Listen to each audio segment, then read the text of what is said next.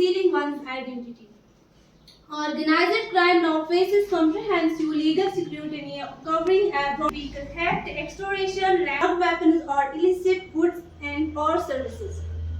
The legislation also addresses the grave issue of mob launching. It states when a group of 5 or more persons acting in concert commits murder on the ground of race, caste or community, sex, birth of place. Good afternoon, मेरा नाम उल्फत नज़ीर है। मैं 4th base से हूँ।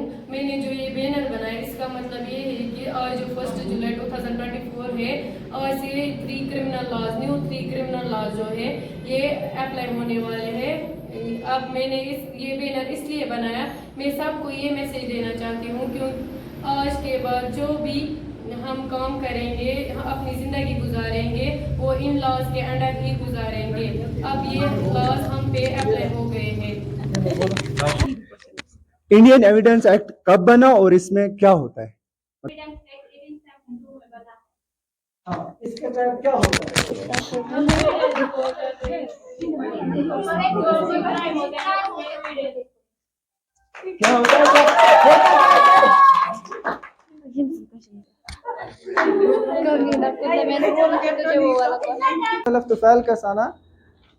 On the invitation of your center in charge, I am going to take your session of new 3 criminal laws, which is implemented on 1st July 2024.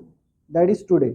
आज के दिन जो हो रहा है, हम इसमें कुछ इंपॉर्टेंट टॉपिक्स डिस्कस करने जा रहे हैं। First of all we are going to know about how the law, इसके पीछे ऑब्जेक्टिव्स क्या थे, इसके पीछे 3 क्रिमिनल लॉज जो थे ना, पहले भी तो थे, इनको रिप्लेस किया गया है, मॉडिफिकेशन की गई है, क्यों की गई है, ठीक है। फिर हम देखेंगे नया क्या आया है इसमें, थोड़ा सा आपको इससे अवेयरनेस होनी चाहिए। तो first of all political science के कितने स्टूडेंट हैं इधर जिनको 11th 12th में पॉलिटिकल थे? हाथ खड़ा करो।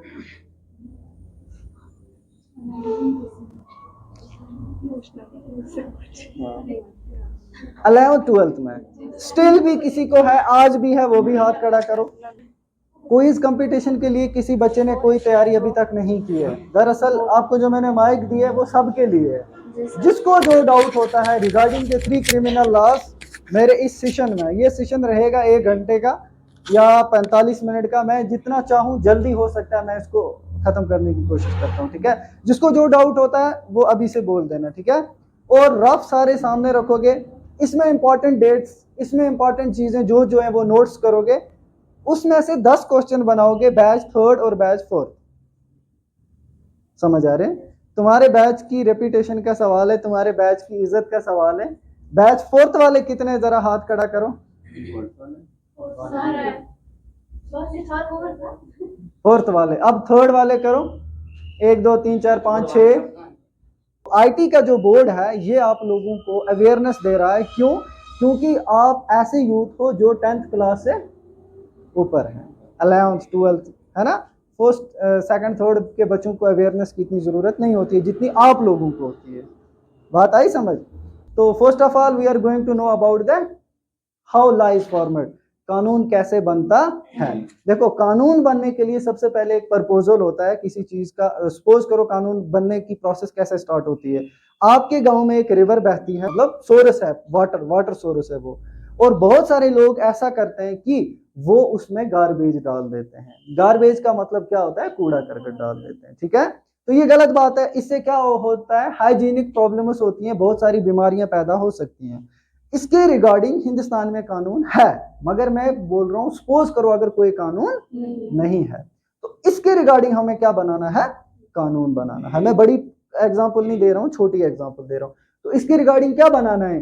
कानून बनाना है। स्टेट में भी स्टेट लेजिस्लेचर भी बना सकती है स्टेट लिस्ट पे कानून, और सेंट्रल गवर्नमेंट बना सकती है सेंट्रल लिस्ट पे, है ना, यूनियन लिस्ट जिसको बोलते हैं। लेकिन यहाँ पर हम बात करते हैं पार्लियामेंट की। तो पार्लियामेंट के 2 हाउसेज होते हैं। पहले ये समझो कानून कैसे बनता है।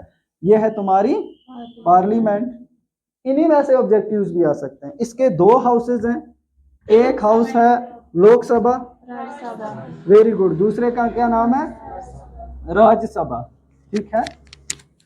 2 हाउसेज हैं, इनमें सबसे ज्यादा पावर कानून बनाने में सबसे ज्यादा पावर किसके पास है? लोकसभा। राज्यसभा के पास कानून बनाने में इतना पावर नहीं होता है एज कंपेयर टू लोकसभा। अब ये प्रपोजल है कि इसके खिलाफ कानून बनाया जाए कि जो लोग साफ दरिया में गार्बेज डालते हैं, घर का कूड़ा करकट डालते हैं, उनको 5,000 रुपए फाइन हो और 6 महीने जेल हो। ये सपोज करो, एग्जांपल दे रहा हूं मैं। तो ये कानून लोकसभा में स्टैंड होता है, उसको बोलते हैं पहले बिल। क्या बोलते हैं? ये बिल होती है, ठीक है। इसको हम एक्ट नहीं बोल सकते हैं, ये एक प्रपोजल होता है। इसमें पूरी कमेटी, इसमें पूरा सोचो विचार किया जाता है कि कौन कौन सी धाराएं हम लगा सकते हैं। गरीब के लिए भी कानून इक्वल होता है, अमीर के लिए भी कानून इक्वल होता है, ये बात याद रखना। तो ये बात कहाँ स्टार्ट होती है? सबसे पहले लोकसभा। लोकसभा में जब इस बात पे डिस्कशन होती है, इस बिल को लेकर कि हम ऐसा कानून बनाने जा रहे हैं, याद रखना राज्यसभा में डिस्कशन स्टार्ट नहीं होगी, लोकसभा में। प्रोसेस समझो, बस सब समझ आ जाएगा। लोकसभा में डिस्कशन होगी कि ऐसा एक कानून, ऐसा कोई क्राइम है, इस पे हम क्या बनाएं? कानून बनाएं।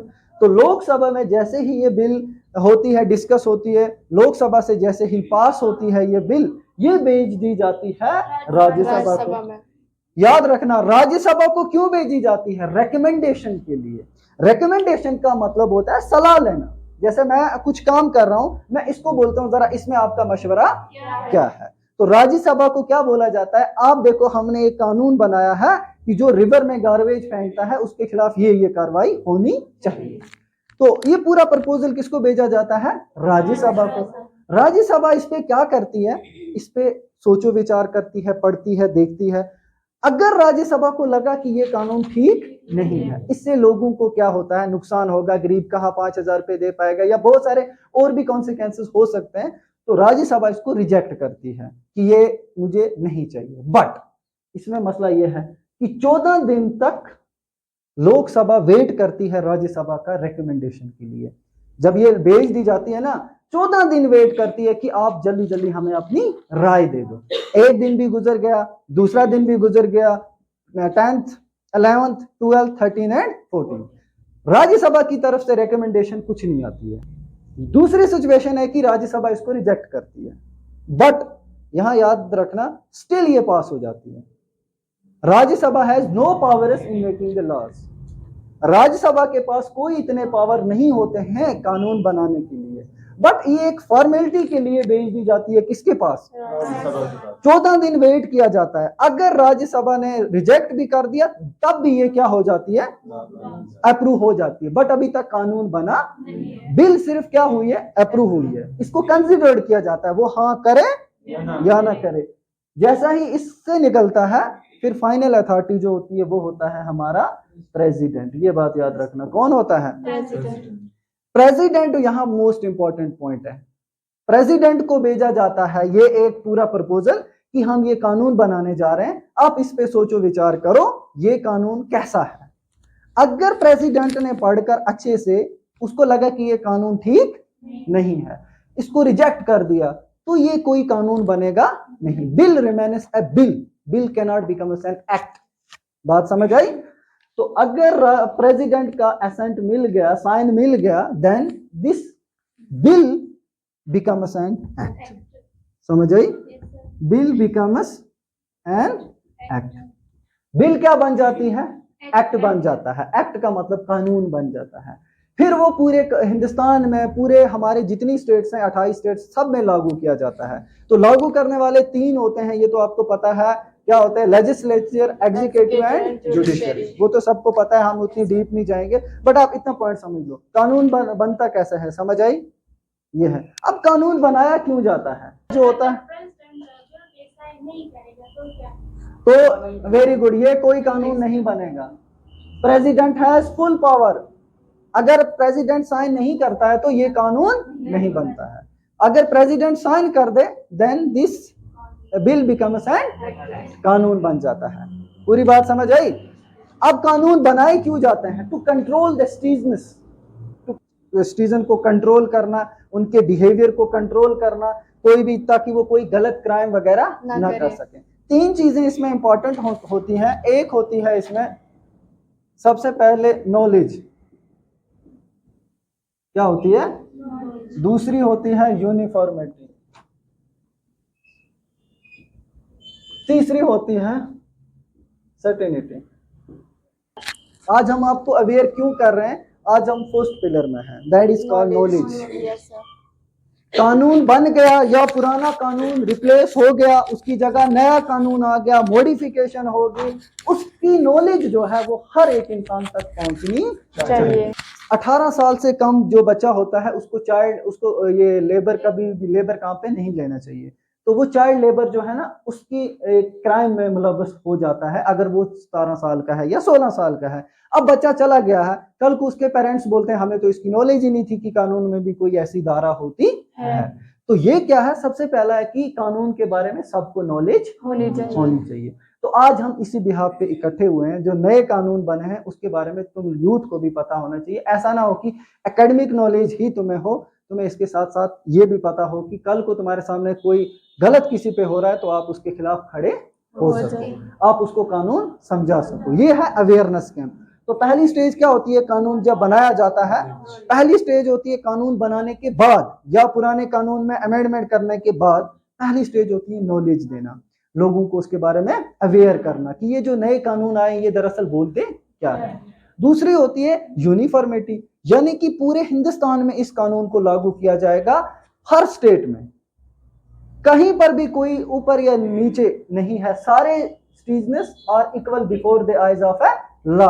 कानून की नजर में सारे बराबर हैं। जो हिंदुस्तान का कानून जम्मू कश्मीर में लागू होगा वही कानून कहाँ लागू होगा? मुंबई में, चेन्नई में, हर जगह यही कानून लागू होगा। जो यहाँ पे फाइन दिया जाएगा वो वहां पर भी दिया जाएगा। That is called uniformity. तीसरा होता है सर्टेनिटी, इसका मतलब होता है लागू करना। कानून बना के ताक में रखने के लिए नहीं होता है, दरअसल उसको इम्प्लीमेंट भी करना होता है। यकीन दिलाना, सर्टेनिटी का मतलब है सिटीजन्स को यकीन दिलाना कि इस कानून पे हमेशा अमल होगा। पॉइंट समझ आई तीनों? पहला क्या बोला कानून बनाने के बाद? लोगों को नॉलेज दे दो। दूसरा, ये कानून हर स्टेट में इक्वल होगा, कहीं किसी स्टेट में अगर 5,000 फाइन है दूसरी स्टेट में 10,000, ऐसा। तीसरा क्या होगा? सर्टेनिटी होगी, यकीन दिलाया जाएगा कि ये कानून लागू हो जाएगा। ठीक है, अब बात करते हैं what is difference between act and code, क्योंकि हम जल्दी जल्दी कर रहे हैं इसमें, क्योंकि इसमें अमेंडमेंट भी हुई है और पुराने कानून को रिफॉर्म किया गया है। रिफॉर्म का मतलब क्या होता है? उसमें थोड़ी बहुत चेंजेस की गई। तो एक्ट होता है वो कानून, याद रखना, जो असेंबली से पास हो जाए, लोकसभा से, राज्यसभा से, फिर प्रेसिडेंट उस पर साइन करे, वो होता है एक्ट। अंग्रेजों के दौर में अगर अंग्रेजों के खिलाफ कोई आवाज उठाता था, साइडेशन उसको बोलते हैं, क्या बोलते हैं? साइडेशन। अगर अंग्रेजों के खिलाफ कोई आवाज उठाता था उसके खिलाफ कानून था कि उसको कानूनी कार्रवाई के तहत मतलब सजा दी जाएगी। दूसरा, कोई और जगह बिखरा पड़ा था तो इनको प्रॉपर एक ही अरेंजमेंट करके एक ही कोड के अंदर लाया गया। बिखरे पड़े कानून जो पुराने थे उनको बोला गया फिर कोड। क्या बोला गया? Old reformers. ओल्ड रिफॉर्मर्स, इसको आप ऐसे समझो। जो पुराने कानून में हम क्या कर रहे हैं? थोड़ा बहुत रिफॉर्म कर रहे हैं, चेंज कर रहे हैं। और जो पुराने कानून बिखरे पड़े थे, अगर कोई चोरी करता है, देखो चोरी करने के भी डिफरेंट कैटेगरीज हैं। पहली ये है कि अगर कोई चोरी करता है और वो चोरी क्या करता है? सोने की चोरी करता है। दूसरा, पैसों की चोरी करता है, तो इसके खिलाफ अलग कार्रवाई होगी, इसके खिलाफ अलग कार्रवाई होगी। लेकिन ये जो कोड्स हैं डिफरेंट पड़े हुए, इनको एक ही कोड में लाया गया जिसका नाम रखा गया, सपोज करो, इंडियन पैनल कोड। समझ आ रही है? पुराने कोड्स को, पुराने कानून को रिफॉर्म करके एक ही मतलब अम्ब्रेला के नीचे लाया और उसको क्या बोला गया? कोड। एक्ट होता है जो पुराना ना हो, जिसको नए से मतलब स्टार्ट से लोकसभा में बनाया जाए। पुराने 3 कानून क्यों चेंज किए गए? मेन ऑब्जेक्टिव क्या था? सबसे पहला ऑब्जेक्टिव था इसका, सबसे पहला ऑब्जेक्टिव इसका था कि कॉलोनियल इम्पैक्ट था इस पे। मतलब क्या कि ये कानून किसने बनाए हुए थे? अंग्रेजों ने बनाए हुए थे। और डेमोक्रेटिक कंट्री में अंग्रेजों के कानून उस दौर के आज तक लागू थे और हम उसी के तहत आज तक अपनी हुकूमत को चला रहे थे। अगर कोई किसी का मर्डर करता था, दफा 302 याद है, section 302 of Indian penal code, ताजराते हिंद बोला जाता था कि इसके तहत इसको सजाए मौत दी जाएगी अगर किसी ने किसी का कत्ल किया है। इसमें ये था, ऑब्जेक्टिव क्या था बनाने का, कॉलोनियल इम्पैक्ट था। हम आज़ाद हुए एक ज़माना हो गया है, 1947 में, सबको पता है ना, 1947 में हम ब्रिटिशर्स से आज़ाद हुए, लेकिन आज तक उनके बनाए हुए कानूनों पे हम जा रहे हैं। पहला तो ये इम्पैक्ट था। दूसरा इम्पैक्ट था जो न्यू साइबर लॉज हैं वो इसमें मेंशन नहीं। वक्त के साथ साथ सोसाइटी में न्यू क्राइम होते हैं, उनकी क्या सजा होगी वो इसमें मेंशन नहीं थे। आप आज आपको ये अवेयरनेस होनी चाहिए ना कि हम ये कानून जो है ये नए बनाए क्यों, अगर ऑलरेडी थे तो इसमें चेंज लाने की जरूरत क्यों थी। तो पहला ऑब्जेक्टिव था कि हमें आज भी गुलामी का एहसास होता था कि अंग्रेजों से 1947 में आजाद हुए, but still we are a slave, हम क्या है, गुलाम हैं, क्योंकि हम उन्हीं के बनाए हुए कानूनों पे चल रहे हैं। और उनके बनाए हुए कानून में आज के उस 1947 में साइबर क्राइम जैसा कोई क्राइम था ही नहीं। सपोज करो आप, आज के दौर में है ऐसा क्राइम, लेकिन उन अंग्रेजों के दौर में नहीं था, उन्होंने मेंशन भी नहीं किया। तो एक तो ये भी था। तीसरा सबसे इंपॉर्टेंट ऑब्जेक्टिव, जो पुराना ओल्ड लॉ था ना वो किस पे बेस्ड था, वाज बेस्ड ऑन, ठीक है, किस पे था वो, पुनिशमेंट पे। बट जो हमारा नया कानून बनाया गया है ये किस पे बेस है, बेस्ड ऑन जस्टिस, ठीक है। But new law is based on justice. क्या है, लॉ एंड ऑर्डर को मेंटेन करना, लॉ एंड ऑर्डर। ये इंपॉर्टेंट 4 ऑब्जेक्टिव्स थे इस पुराने कानून को चेंज करने के पीछे। पॉइंट समझ आई? अगर आपको यहाँ सेशन के बाद कोई पूछे पुराने कानून को क्यों चेंज किया गया तो बोलना चाह रहे हैं, एक तो इस पे कॉलोनियल इम्पैक्ट था, आज भी हमें गुलामी का एहसास होता था, अंग्रेजों के बनाए हुए कानून। दूसरा, ये जो लॉ थे ये पुनिशमेंट पे ज्यादा फोकस करते थे, अगर किसी ने किसी का कत्ल कर दिया तो उसको सजाए मौत, अगर किसी ने किसी लड़की को छेड़ दिया तो उसके साथ क्या सजा होगी, तो ये सारे पुनिशमेंट पे थे। लेकिन आज है कि जस्टिस है। आज जो नया कानून बना है वो बोल रहा है लड़की को भी उतना इंसाफ होना चाहिए, लड़के को भी इंसाफ होना चाहिए, तो जस्टिस पे है। तीसरा, लॉ एंड ऑर्डर को मेंटेन रखने के लिए लास्ट वाला जो था ये बनाए गए। अब जो ओल्ड 3 कानून थे वो कौन कौन से थे और उनके बदले जो नए लाए हैं वो कौन कौन से हैं। सबसे पहले बात करते हैं, पहला जो है वो है इंडियन पैनल कोड। क्या है, पुराने जो थे उनके बदले रिप्लेस क्या किया गया ये भी बोलूंगा, इंडियन पैनल कोड, ठीक है, इंडियन पैनल कोड। दूसरा क्या था, इंडियन कोड ऑफ क्रिमिनल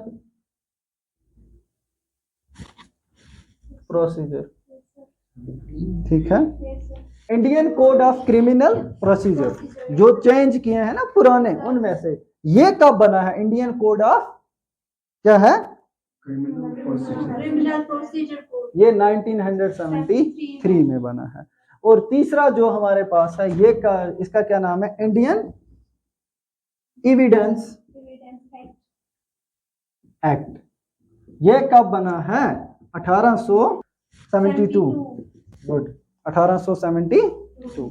ये 3 कानून जो थे ये पुराने कानून थे, ये अंग्रेजों ने बनाए थे। अब आप एक एक को समझो, एक एक में डिफरेंस क्या है। अगर आप डिफरेंस समझोगे ना, आज तक आपने सुना होगा Indian penal code, Indian penal code, है ना। ये इंडियन पैनल कोड होता क्या है, Indian code of criminal procedure होता क्या है, इंडियन एविडेंस एक्ट होता क्या है, तीनों चीजों को समझो, ठीक है। हर एक कानून किसी न किसी के साथ डील करता है। इंडियन पैनल कोड बोलता है कि अगर किसी बंदे ने कोई एक्ट किया है, कोई हरकत की है, ठीक है, वो कब क्राइम में चेंज होगी, वो कब क्राइम बनता है, अगर उसने कोई क्राइम कर दिया तो उसकी पुनिशमेंट क्या है, क्या होगी, समझ आ रही है। सपोज करो अगर कोई किसी का कत्ल करके आता है, बड़े मजे से आता है, फिर बोलता है भाई मैंने किसी का कत्ल कर दिया, जरा कोई पढ़ा लिखा मुझे बोलो कि इसकी पुनिशमेंट अब क्या होगी। वो हम किस में देखेंगे, इंडियन पैनल कोड में। बात समझ आ रही है? वो हम किस में देखेंगे?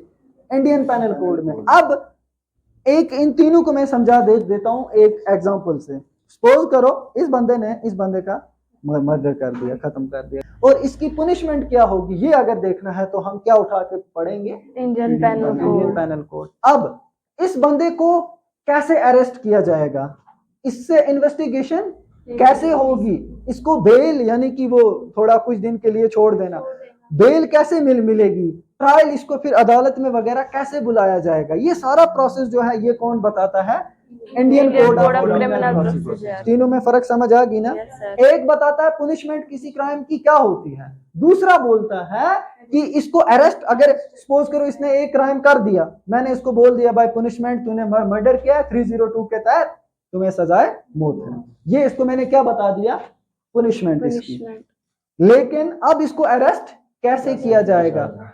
इससे इन्वेस्टिगेशन, इसको पुलिस कैसे मारेगी, इसको किस तरह से उगलवाया जाएगा, पूरा प्रोसेस जो है ये किस में होता है? Criminal procedure.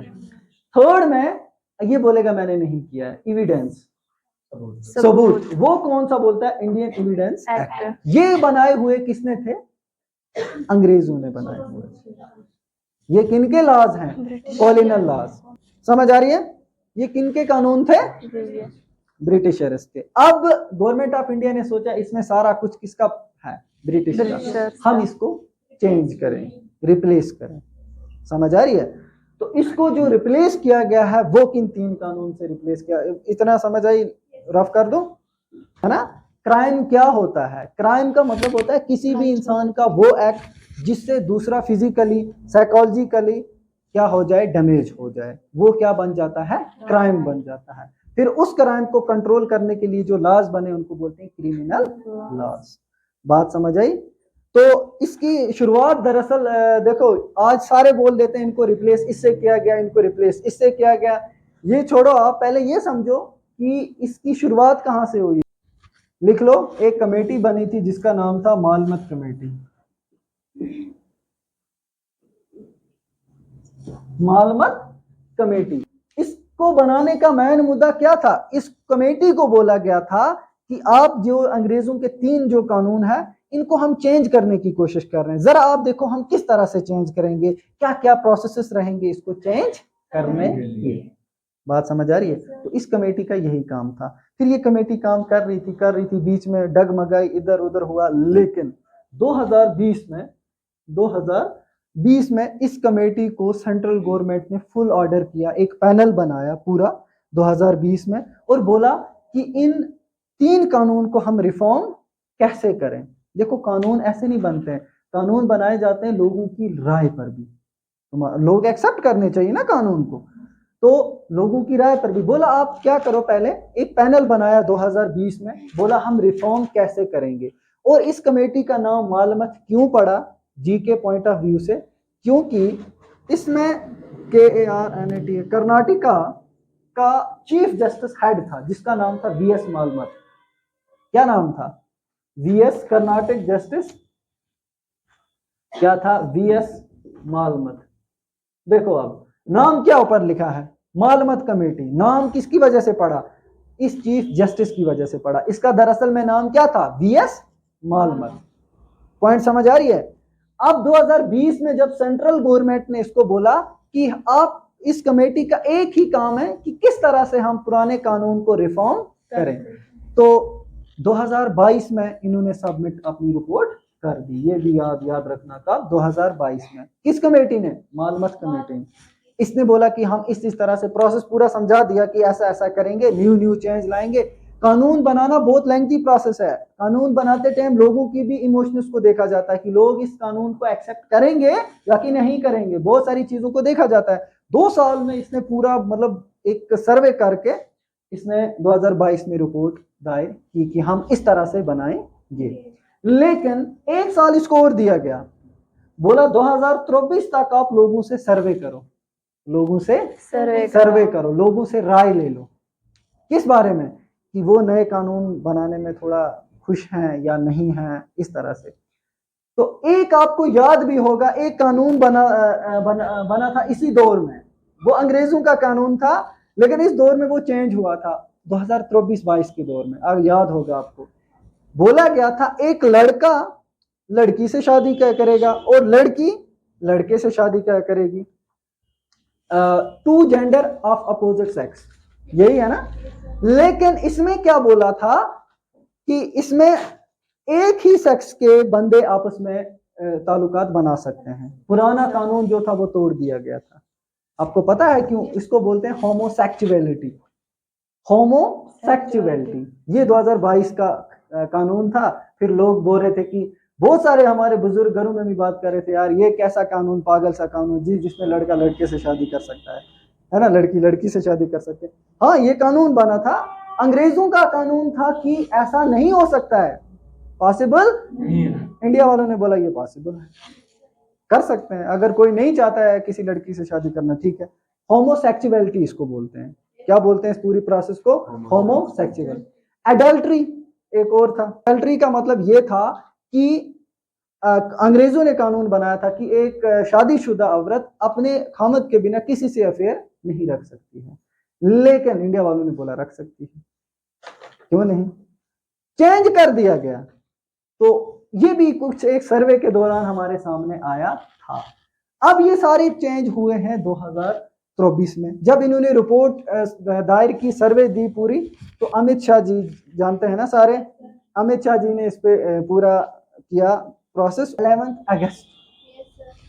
ये बात याद रखना, डेट्स इंपॉर्टेंट होती हैं हर एग्जाम पॉइंट ऑफ व्यू से। 11 अगस्त 2023 को इंट्रोड्यूस किया गया। याद रखना, ये बिल कब इंट्रोड्यूस की गई? 11 अगस्त 2023 को, पिछले साल, लास्ट ईयर। तो बोला गया हम ऐसा कानून कुछ बनाएंगे। उसके बाद मैंने आपको पहले ही ये क्यों टॉपिक उठाया था कि कानून कैसे बनाए जाते हैं, ताकि आपको यहाँ डेट समझ आ जाए। अब जब ये बिल उठाएगी बात ना, तो सबसे पहले लोकसभा ने इसको पास किया। किसने पास किया? यानी सब मेंबरों ने इस पे राय दी। ये कब दी? 20 दिसंबर, याद है? 2023 लोकसभा ने पास किया। लोकसभा पास, समझ आ रही है? लोकसभा ने इस कानून को कब पास किया? 20 दिसंबर 2023 को। फिर बाद में मुझे नहीं बोलना ऑब्जेक्टिव में कहीं कोई दिक्कत हो रही है, तो ये चीजें आप नोट्स करके रखना। लोकसभा ने कब पास किया बिल को? 20 दिसंबर। उसी वक्त भेज दिया किसको? मैंने बोला था ना कानून कैसे बनाया जाता है, फिर किसकी रिकमेंडेशन के लिए? राज्यसभा। इसके पास भेजा गया? राज्यसभा के पास, और राज्यसभा को बोला गया इसको पास करो। राज्यसभा ने आंखें बंद करके 21 दिसंबर को पास कर दी, एक दिन के अंदर। 21 दिसंबर 2023 किसने पास कर दी? राज्यसभा ने। अब ये लागू होने के लिए लास्ट इंपॉर्टेंट साइन जरूरी है। किसका? शाबाश, किसका? प्रेसिडेंट के पास ये बिल जाती है। प्रेसिडेंट बेचारा 4 दिन रातों को उठ के पढ़ता था ये बिल है क्या, पूरा प्रोसेस पढ़ा, और 25 दिसंबर को 2023 इस बिल पे साइन कर दिया। किसने? प्रेसिडेंट। और ये बिल बन गई कानून, एक्ट बन गया पूरा। अब ये पूरे हिंदुस्तान में ये कानून लागू होगा। प्रेसिडेंट ने बोला हाँ जो भी किया है बिल्कुल सही किया है, सामने पढ़ा कुछ छोड़ा, क्योंकि ये बहुत बड़ा एक्ट है, तो उसने इसको पास कर दिया। अब जब ये पास कर दिया, अब आज हम क्यों जमा हुए हैं? अब आप ये बोलोगे जब पास भी हो गया,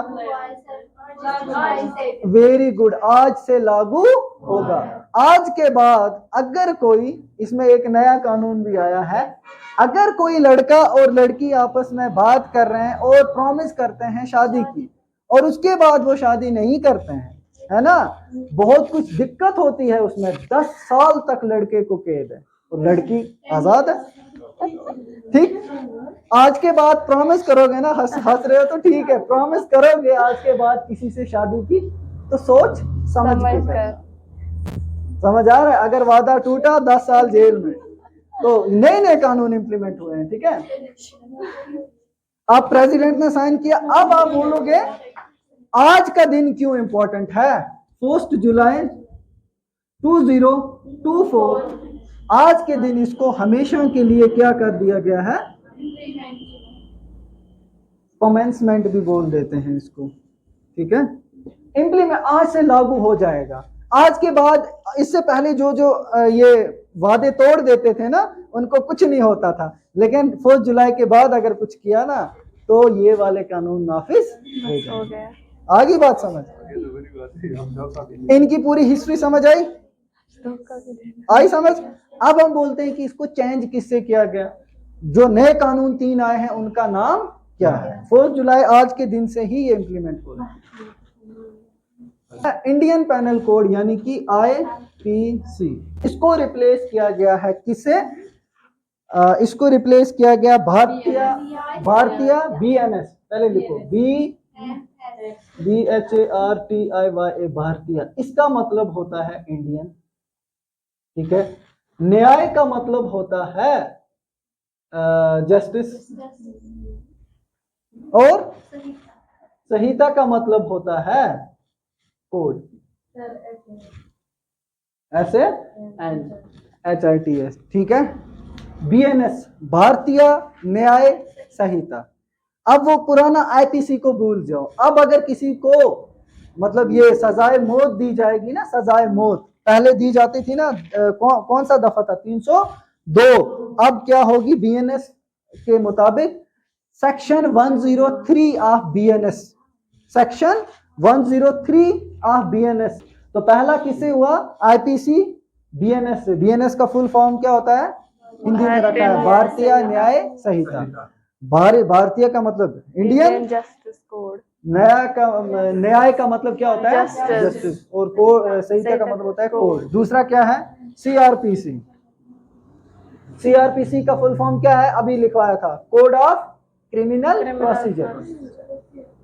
CRPC, ये इसको ऐसे लिखा जाता है, कोड ऑफ क्रिमिनल प्रोसीजर। इसको किससे चेंज किया गया, जरा ये आप बोलो। भारतीय, पहले BHAR, भारतीय का मतलब क्या हुआ, इंडियन, ठीक है।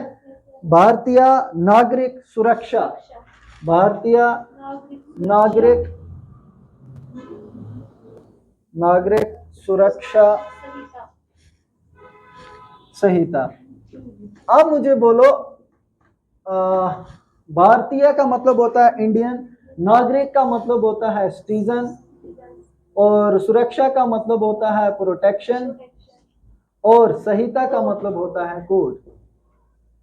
याद रखना, 3 नए कानून कौन आए हैं, पहला आया है भारतीय न्याय संहिता, दूसरा है भारतीय नागरिक सुरक्षा संहिता, हिंदी के बोर्ड से। अब तीसरा कौन सा है, ये लिखा। अब बोलो इसका नाम क्या है, किसका, दूसरे का। CRPC को किससे चेंज किया गया, भारतीय नागरिक सुरक्षा संहिता, भारतीय नागरिक सुरक्षा संहिता, भारतीय साक्ष्य अधिनियम संहिता।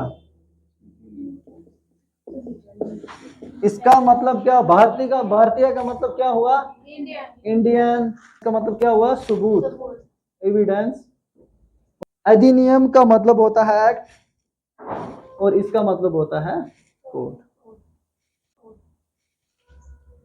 उर्दू ये हिंदी के वर्ड्स हैं, मैंने इंग्लिश में भी लिखवा दिए हैं। अभी अगर कोई ये भी क्वेश्चन पूछ सकता है ना कि अधिनियम का मतलब क्या होता है, अधिनियम का मतलब क्या होता है, एक्ट। साक्ष्य का मतलब क्या होता है, एविडेंस। की तरफ आप लिखो BNS। IPC में कितने सेक्शन थे, जो अंग्रेजों ने बनाया था ना इंडियन पैनल कोड, इसमें कितने सेक्शन थे, इसमें सेक्शन थे जी तुम्हारे 511। ये कब थे, इन ओरिजिनल, ये भी याद रखना, इन ओरिजिनल, मतलब जो अंग्रेजों ने उस वक्त 2024 तक ये कितने थे, टिल 2024 ये थे 576। इस IPC को किसने इंट्रोड्यूस किया था, थॉमस मैकोले ने, थॉमस बिगमेंटम मैकोले। इसको लिख लो, थॉमस मैकोले ने इसको क्या किया था, इंट्रोड्यूस किया था। 358 कितने सेक्शन है, 358। इसमें जो चैप्टर है ना, इसमें चैप्टर थे तुम्हारे, अल्लाह खैर करे, 23, और इसमें चैप्टर कितने हैं तुम्हारे, ये है सेक्शन, ये है चैप्टर। अब इसमें मॉडिफिकेशन क्या की गई है, चेंज क्या किया गया है, 175 175 175 सेक्शन को क्या किया गया है, ये भी लिख के रखो, कितने क्या किया गया है, मॉडिफाइड। उसमें से 20 न्यू प्रोविजंस, नए कितने लाए हैं, नए कितने लाए हैं, 20 नए लाए हैं। 22 सेक्शन को रिमूव किया है, यानी डिलीट किया है।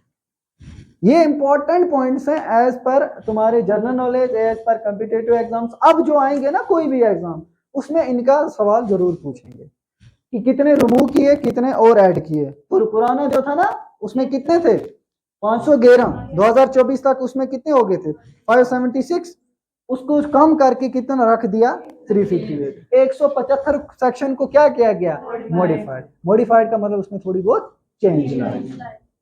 और 20 को क्या किया गया, 20 नए लाए, जो नए कानून थे उनको इंट्रोड्यूस किया गया। 22 को हमेशा के लिए डिलीट कर दिया गया था। ये था आईपीसी। इसमें क्या गया, जल्दी जल्दी लिखो, अब ये समझाने की जरूरत नहीं है, ये लिखने की जरूरत है, ठीक है।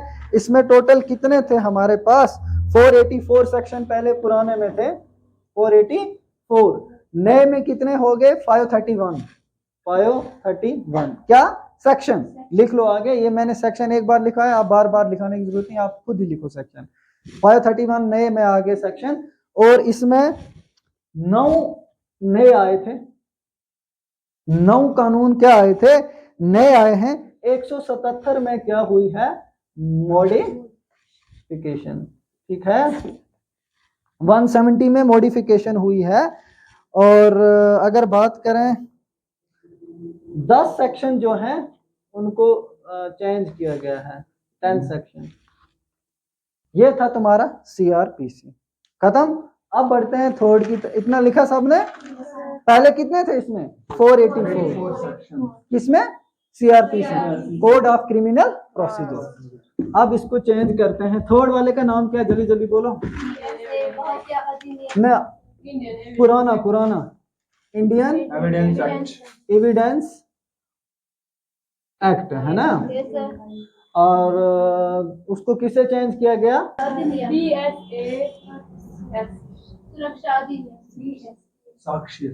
इसमें ओल्ड कितने थे, पुराने कितने थे, 167 सेक्शन, 167 सेक्शन ओल्ड में थे। न्यू में कितने लाए, 170, कितने लाए, 170। अब और इसमें एक सेक्शन को ऐड किया गया है, नया एक सेक्शन ऐड हुआ है जो है इलेक्ट्रॉनिक पे, ठीक है। और उसके बाद मॉडिफिकेशन 24 में हुई है। मॉडिफिकेशन का मतलब थोड़ी बहुत चेंज लाई है 24 में, ठीक है। डिलीट किए हैं 6, डिलीट किए हैं 6 पुराने। ये थोड़ी सी जनरल नॉलेज है जिसको याद करके रखो। पुराने कानूनों में मॉडिफिकेशन किए कितने में और नए कितने लाए गए, ठीक है। अब last but not the least, ऊपर से देखेंगे इंडियन पेनल कोड में नया क्या कानून आया है। जैसे अभी मैंने एक का बोला आपको कि फॉल्स प्रॉमिस नहीं करना चाहिए, तो ऐसे जो नए आए हैं, तीनों में थोड़े हैं तो बहुत सारे हैं, इतनी क्लास लंबी हो जाएगी आप सोच भी नहीं सकते। मैं अगर ऊपर से मैं 2-3 बोलता हूँ, इंपॉर्टेंट 3 किसके, 3 बोलूंगा हर एक के, आईपीसी के भी, उसके भी। अब जो नया कानून आया है, अगर बात करें सबसे पहले इंडियन पेनल कोड की, आईपीसी, इधर क्या है, बीएनएस, ठीक है। पहला तो आप समझ लो फॉल्स प्रॉमिस ऑफ मैरिज, ठीक है। वो इधर बैन नहीं था, वादा करके मुकर गए, कोई मसला नहीं है। किसमें, आईपीसी में। इधर है स्ट्रिक्टली बैन, और इस पे क्या है, 10 years इम्प्रिजनमेंट क्या है, सेडिशन, इसमें भी था। ये इंपॉर्टेंट पॉइंट है, इसको आप समझो। सेडिशन क्या है? अगर आप गवर्नमेंट के खिलाफ कुछ बोलोगे तुम्हें जेल होगी, यही है। अगर आप पीएम के खिलाफ कुछ बोलोगे, गवर्नमेंट अथॉरिटी के खिलाफ कुछ बोलोगे या बोलोगे गवर्नमेंट के खिलाफ, तो उसमें क्या होगा, तुम्हें जेल होगी। ये किसमें था? अब ये ओल्ड में क्यों था ये याद करो। मंगल पांडे मूवी देखी है? नहीं देखी? बुरी अच्छी मूवी नहीं देखते हो, बुरे सीरियल वगैरह देखते रहते हो। मंगल पांडे मूवी में वो एक बंदा अंग्रेजों के खिलाफ लड़ता है और अंग्रेजों ने कानून बनाया हुआ था कि जो गवर्नमेंट के खिलाफ आवाज उठाएगा उसे कैद होगी। क्यों? क्योंकि उनको हिंदुस्तान पे क्या करना था, कब्जा करना था ना। तो उस अमल को क्या बोलते हैं? सेडिशन। इसके मुताबिक, इस कानून के मुताबिक कोई भी गवर्नमेंट के खिलाफ आवाज नहीं उठा सकता था। तो मंगल पांडे ने उठाई। मंगल पांडे को फिर क्या दी गई? फांसी दी गई। पहली चिंगारी आजादी की उसी ने किया। फिर 1957 का वो मसला हुआ, लेकिन पहली मंगल पांडे ने किया था, वो हुकूमत के खिलाफ हुआ था, तभी तो उसको फांसी हुई ना, ऐसे मत होती। वो हुआ, वो उसने कौन सा कानून तोड़ा था अंग्रेजों का? सेडिशन। वो किसमें मेंशन था? आईपीसी में। अब इन्होंने बोला सेडिशन को हम रिमूव करते हैं। नहीं, रिमूव नहीं, मॉडिफाई करते हैं। मॉडिफाई किया गया। अब सेडिशन के तहत आप बोल सकते हो, इसमें आप गवर्नमेंट के खिलाफ बोल सकते थे ना, सॉरी नहीं बोल सकते थे ना, बैन था, बैनड था। इसमें क्या है? बैन नहीं है। इसमें सेडिशन को देखो मॉडिफिकेशन कैसे की गई है, समझने वाली बात है, कितनी चालाकी के साथ इसको चेंज किया गया है। आप गवर्नमेंट के खिलाफ बोल सकते हो बट कंट्री के खिलाफ नहीं बोल सकते हो। उल्टा हो गया। पहले गवर्नमेंट के खिलाफ इसमें बोल नहीं सकते थे, अब है कि आप गवर्नमेंट के खिलाफ बोलो बट कंट्री के। अब एक कंट्री को चलाने वाली तो गवर्नमेंट ही है ना, हो गया ना उल्टा। अब मगर इसमें याद रखना कि इसमें हम गवर्नमेंट के खिलाफ नहीं बोल सकते थे, बैन था। इसमें हम बोल सकते हैं बट कंट्री के खिलाफ नहीं बोल सकते हैं। इंडिया बुरा है, इंडिया ऐसा है, इंडिया वैसा है, ये हम नहीं बोल सकते हैं। सेडिशन में चेंज कर दे, गवर्नमेंट के खिलाफ बोलो जो मर्जी। हाँ, इंडिया अच्छा है, गवर्नमेंट अच्छी नहीं है। पहले हम बोलते थे ना गवर्नमेंट। ये किसका इम्पैक्ट है? देखो ये सच भी, जो ये चेंज किया कानून ना बिल्कुल सही से, इम्पैक्ट था ना, कॉलोनियल इम्पैक्ट। अंग्रेजों ने बोला था कि हमारे खिलाफ कोई नहीं बोलेगा, सेडिशन कोई नहीं क्या करेगा, तो बोला गवर्नमेंट के खिलाफ नहीं। अब बोला है गवर्नमेंट के खिलाफ बोलो, यू हैव पब्लिक ओपिनियन, आपको राय है, आप कुछ भी बोल सकते हो बट कंट्री के खिलाफ नहीं बोल सकते हो। सेडिशन को थोड़ा मॉडिफाई करके लाया है। चलो हो गया 2 कानून।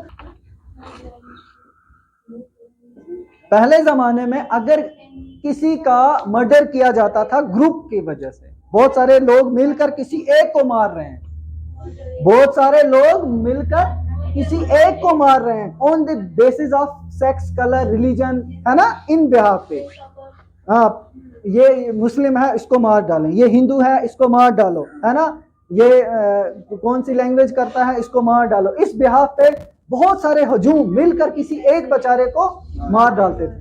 तो पुराना कानून ये बोलता था यार हम पकड़े तो किसको पकड़े, है ना, जाहिर सी का अभी मैं इसको मारूंगा, मुझे पता है गवर्नमेंट मुझे पकड़ेगी क्योंकि मैंने ही मारा है। अब 10 मार रहे हैं, इसको क्या पता इसको कौन कौन थप्पड़ मार रहा है, कौन कौन पत्थर मार रहा है। ये हुआ मोब लॉन्चिंग, इसी प्रोसेस को बोलते हैं।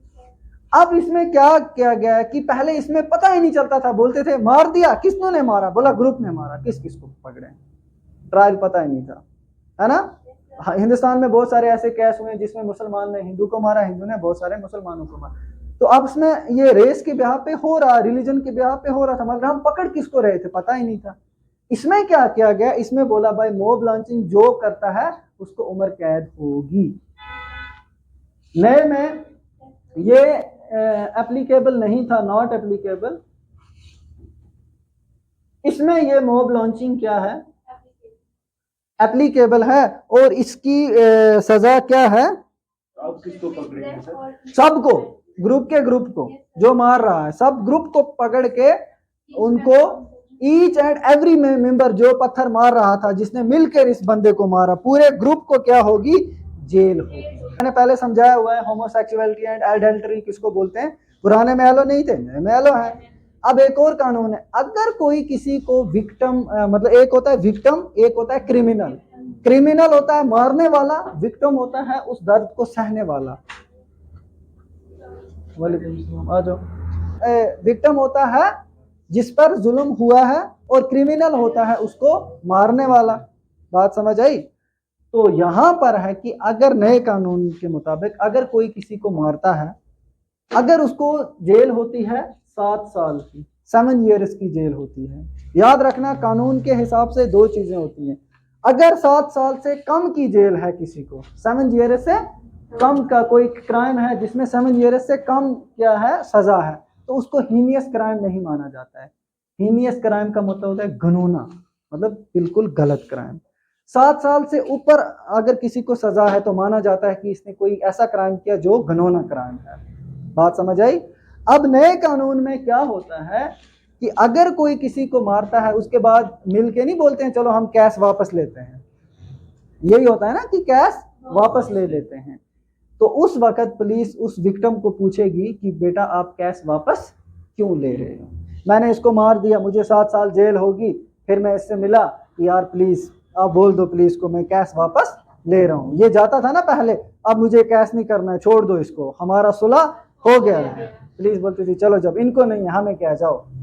अब ऐसा पॉसिबल, अब पुलिस बोलेगी कि ना पहले बताओ क्यों, पहले क्यों कैश किया, अब क्यों ऐसा हुआ है, नया है। मगर उसी क्राइम का बोलेगी जिस क्राइम में किसी बंदे को 7 साल की सजा लगती है।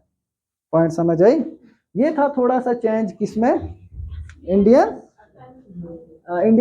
पैनल कोड में। दूसरे में थोड़ी थोड़ी चेंज हुई है, लिख लो, मैं ऐसे ही समझा देता हूँ। दूसरा इसमें एक और है पोंजी स्कीम। पोंजी स्कीम क्या होता है?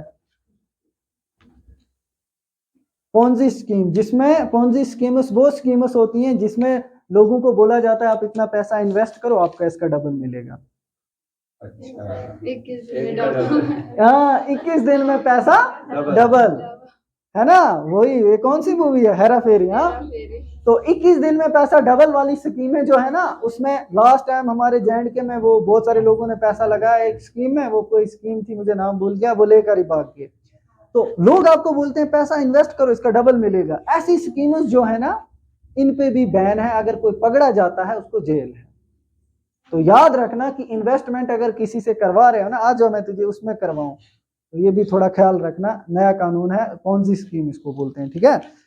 अब उसके बाद जो CRPC में थोड़ी चेंज की गई है, इसमें एक चेंज ये की गई है कि फोरेंसिक एक्सपर्ट को बुलाया जाएगा। दूसरा क्या है, CRPC है ना जो, उसमें क्या किया जाता है CRPC में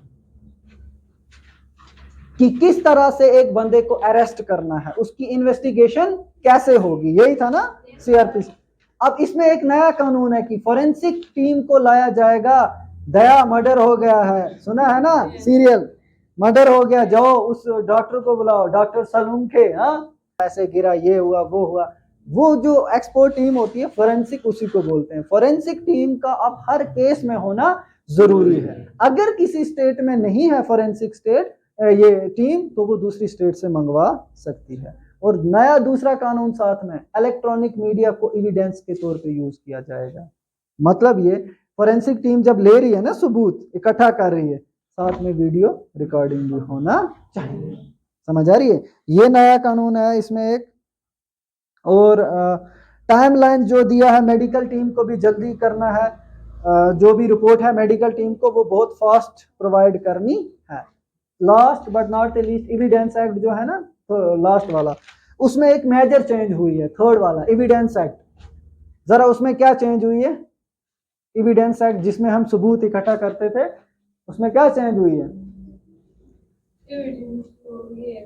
एविडेंस 2 कैटेगरी में थे पहले। एविडेंस कितने कैटेगरी में थे? 2। एक को बोलते थे डॉक्यूमेंट्री एविडेंस, एक को बोलते थे ऑरल। डॉक्यूमेंट्री का मतलब डॉक्यूमेंट्स के बेस पे हो, लेकिन ऑरल होता है वो जो सबूत। 2 तरह के सबूत होते हैं ना, एक अदालत में लेके जाते हैं डॉक्यूमेंट्स, ये लो जी इसने, मैंने इसकी जमीन हड़प की थी, मैंने हड़प नहीं की है, इसने मुझे बेची है, साइन है। फिर वो जेली सिग्नेचर भी हो मगर डॉक्यूमेंट्स प्रूफ है। दूसरा होता है ऑरल, 2 मेरे गवाह थे, एक मुद्दसर एक गुलफाम, ये अदालत की उस छोटे कैटेगरी में खड़ा होकर जी हाँ बिल्कुल, ये होता है ऑरल। ऑरल बोलना, डॉक्यूमेंट्स पे जो होता है डॉक्यूमेंट्री प्रूफ। लेकिन इलेक्ट्रॉनिक मीडिया को पुराने एविडेंस एक्ट में पता क्या किया जाता था? Secondary proof. क्या बोलते थे? प्राइमरी होता है इंपॉर्टेंट मेन, सेकेंडरी होता है ऑप्शनल। अब उल्टा हो गया है, अब जो है इलेक्ट्रॉनिक उसको क्या लाया गया है एज ए प्राइमरी एविडेंस। ठीक है, लास्ट वाला। अब आगे बात समझ, अब इलेक्ट्रॉनिक मीडिया पे ज्यादा जोर किया गया है। तो ये था कुछ ऊपर से ओवरव्यू 3 नए कानून के बारे में। आईपीसी किसके साथ डील करता है, जल्दी जल्दी बोलो। क्राइम और पनिशमेंट के साथ।